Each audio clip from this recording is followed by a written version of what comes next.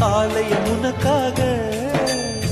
வானில் ஒரு புயல் மழை வந்தால் அழகே என்னை எங்கனம் காப்பாய். கண்ணே உன்னை என் கண்ணில் வைத்து இமைகள் எனும் கதவுகள் அடைப்பேன். சத்தியமாகுமா? நான் சத்தியம் செய்யவா?